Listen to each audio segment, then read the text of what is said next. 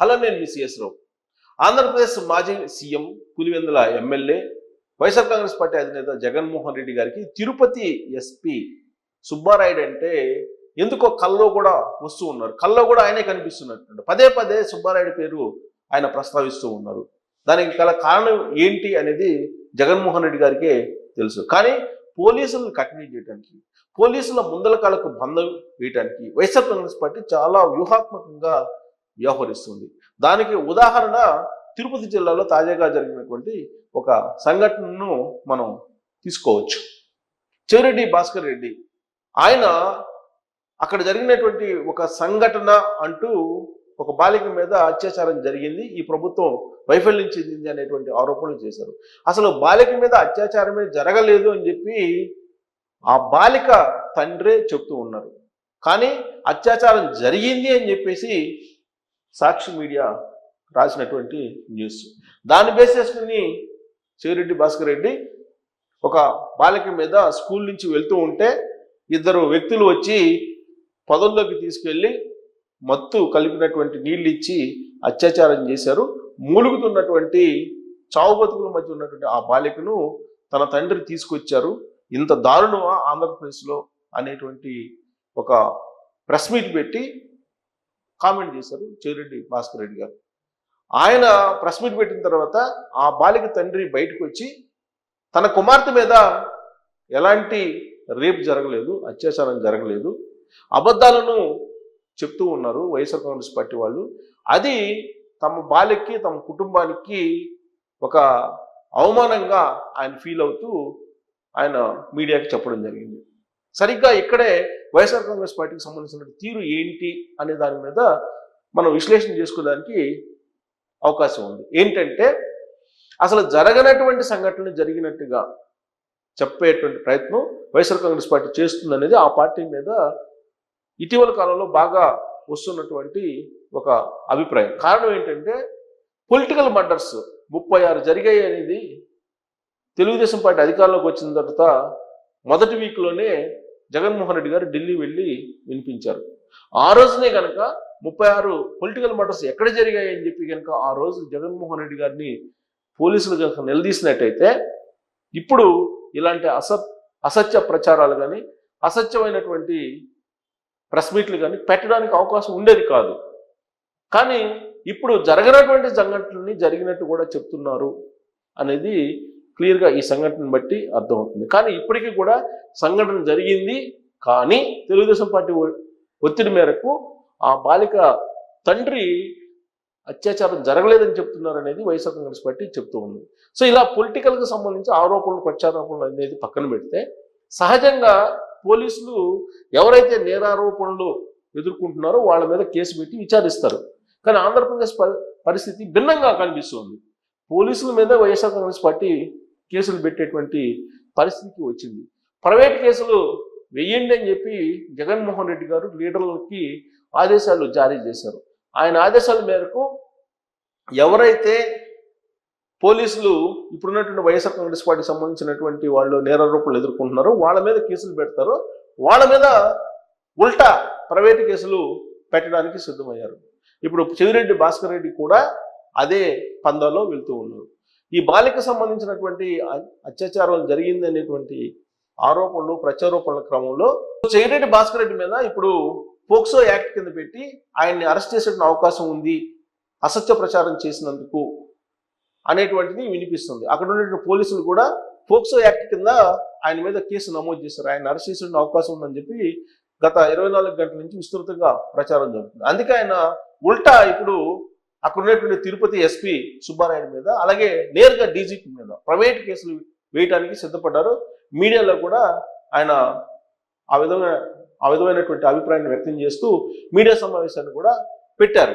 అంటే ఇదంతా కూడా జగన్మోహన్ రెడ్డి గారు ఆంధ్రప్రదేశ్ పోలీసుల మీద ఒక యుద్ధాన్ని ప్రైవేటుగా చేయడానికి సిద్ధపడుతున్నారు, ప్రైవేటు యుద్ధాన్ని అనేటువంటిది చాలా క్లియర్గా అర్థమవుతుంది. బహుశా అందుకేనేమో ఆంధ్రప్రదేశ్ పోలీసులు ఆర్గనైజ్డ్ క్రైమ్ చేయడానికి కొంతమంది పాల్పడుతున్నప్పటికీ కూడా పోలీసులు తమదైనటువంటి శైలిలో వ్యవహరించలేకపోతున్నారు అనేటువంటి అభిప్రాయం కూడా ఉంది వాళ్ళ మీద.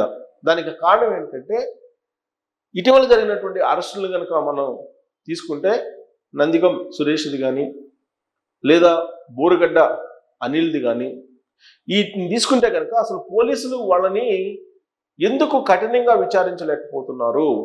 పైగా వాళ్ళ సమక్షంలోనే జర్నలిస్టులని బెదిరిస్తున్నారు, వాళ్ళ సమక్షంలోనే పోలీసులను కూడా బెదిరిస్తున్నారు, వాళ్ళ ఎదుటే పోలీసులను కూడా బెదిరిస్తున్నారు బోరుగడ్డ అనిల్ అలాగే నందిగం సురేష్ లాంటి వాళ్ళు.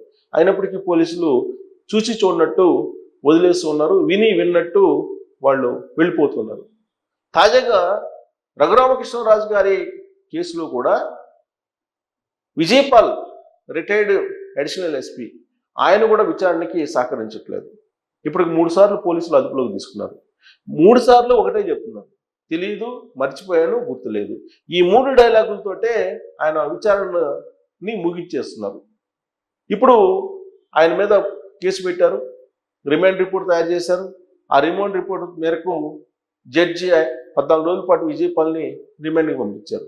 ఇప్పుడు మళ్ళీ పోలీస్ కస్టడీకి అడుగుతున్నారు. ఒకవేళ కస్టడీకి ఇచ్చినప్పటికీ జడ్జి మరి ఏం విచారిస్తారు విజయపాల్ని? మళ్ళా సేమ్ అంతకుముందు అదుపులో తీసుకున్నప్పుడు 3 సార్లు ఏం చెప్పారో గుర్తులేదు, తెలియదు, మర్చిపోయా, ఇవే కదా చెప్పేది. ఇంతకు మించి చెప్పకపోతే పోలీసులు తమదైనటువంటి శైలిలో కఠినంగా విచారించాల్సినటువంటి అవసరం ఉంది కదా. ఆ దిశగా పోలీసులు అడుగులు వేయకపోవడానికి కారణం ఏంటి అని అంటే జగన్మోహన్ రెడ్డి గారు ప్రైవేటు కేసులు వేయించడానికి సిద్ధపడుతున్నారు.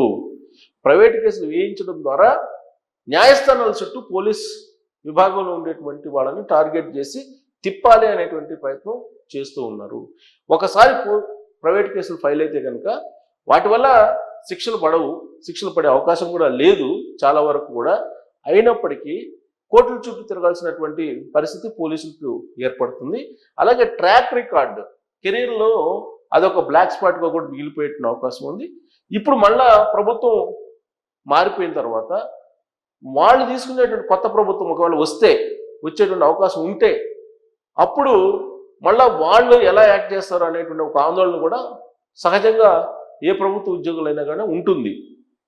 అలాంటి పరిస్థితుల్లో ఇప్పుడు ముందరకాళ్ళకు బంధం వేస్తూ ఆంధ్రప్రదేశ్ పోలీసులకు జగన్మోహన్ రెడ్డి గారు వ్యూహాత్మకంగా ఒక లీగల్ టీంని ఏర్పాటు చేసి రాష్ట్ర వ్యాప్తంగా కూడా వాళ్ళకి ప్రైవేటు కేసులు వేయాలి అనేటువంటి ఆదేశాలు జారీ చేస్తూ అందుకు కావాల్సినటువంటి ఆర్థికపరమైనటువంటి సహాయాన్ని కూడా అందించడానికి సిద్ధమయ్యారు.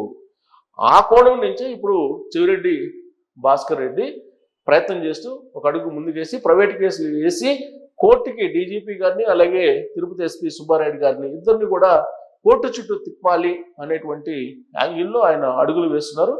ఆ పందాలోనే మిగిలినటువంటి వాళ్ళు కూడా వెళ్ళేటువంటి అవకాశం ఉంది. ఇదంతా కూడా వ్యూహాత్మకంగా ఎత్తుగడలు వేస్తూ వైఎస్ఆర్ కాంగ్రెస్ పార్టీ అధినేత జగన్మోహన్ రెడ్డి గారు చేస్తున్నటువంటి ప్రయత్నం.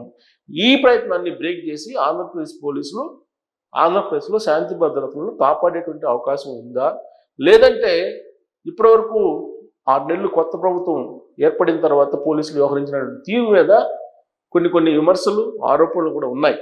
అలాంటి వాటిని ఫేస్ చేస్తూ ఇప్పుడున్నటువంటి పందాలోనే పోలీసులు వెళ్తారా? అసలు సుబ్బారాయుడు అంటేనే ఎందుకు గజగజ వణిగిపోతున్నారు జగన్మోహన్ రెడ్డి గారు అనేది కూడా ఒక పెద్ద చర్చ జరుగుతోంది. సహజంగా ఏ పార్టీ అధినేత అయినా కానీ ఏ మాజీ ముఖ్యమంత్రి అయినా కానీ పర్టికులర్గా ఒక ఐపీఎస్ని లేదంటే పర్టికులర్గా ఒక పోలీస్ ఆఫీసర్ని టార్గెట్ చేసి ప్రెస్ మీట్లో మాట్లాడరు. కానీ జగన్మోహన్ రెడ్డి గారు మాత్రం సుబ్బారాయుడు గురించి పదే మాట్లాడుతున్నారంటే అక్కడ ఉన్నటువంటి కరుణాకర్ రెడ్డి లేదంటే చెవిరెడ్డి భాస్కర్ రెడ్డి ఇలాంటి వాళ్ళని ఆయన కాపాడటానిక, లేదంటే వాళ్ళ మీద కేసులు పెట్టకుండా ఉండడానిక, ముందస్తుగానే బెదిరింపులకు దిగుతాం లేదంటే టార్గెట్ చేస్తున్నానని చెప్పడం, ఇవన్నీ కూడా ముందరకాలకు బంధం వేసేటువంటి ప్రయత్నం లాగా కనిపిస్తుంది. బహుశా అందులో భాగంగానేమో ఎన్నికల కమిషన్ అత్యాయతనం కేసు పెట్టమని చెప్పినప్పటికీ కూడా చెవిరెడ్డి భాస్కర్ రెడ్డి కుమారుడు మోహిత్ రెడ్డి మీద ఆ దిశగా పోలీసులు వెళ్ళలేదు. ఆయనకి బెయిల్ వచ్చేంత వరకు కూడా ఆగారు, ఆయన అరెస్ట్ చేయలేకపోయారు. సో ఇవన్నీ కూడా గత 6 నెలల నుంచి పోలీసుల యొక్క వైఫల్యాల కింద కనిపిస్తున్నటువంటి క్రమంలో ఇప్పుడు ప్రైవేట్ కేసులు వేయడం ద్వారా పోలీసుల్ని మరింత టెర్రరైజ్ చేసేటువంటి ప్రయత్నం జగన్మోహన్ రెడ్డి గారు అలాగే చెవిరెడ్డి భాస్కర్ రెడ్డి గారు చేస్తున్నారా? అందుకే ప్రైవేటు కేసులు వేయడానికి ఒక పెద్ద అడ్వకేట్స్ వింగ్నే ఏర్పాటు చేశారు వైఎస్ఆర్ కాంగ్రెస్ పార్టీ అని చెప్పి చెప్తుంది. ఇలాంటి పరిస్థితుల్లో ఆంధ్రప్రదేశ్లో లా అండ్ ఆర్డర్ని కాపాడేటువంటి సిచ్యువేషన్ ఉందా లేదా అనే దాని మీద కామెంట్ రూపంలో మీ అభిప్రాయాన్ని తెలియజేయచ్చు. Thank you very much.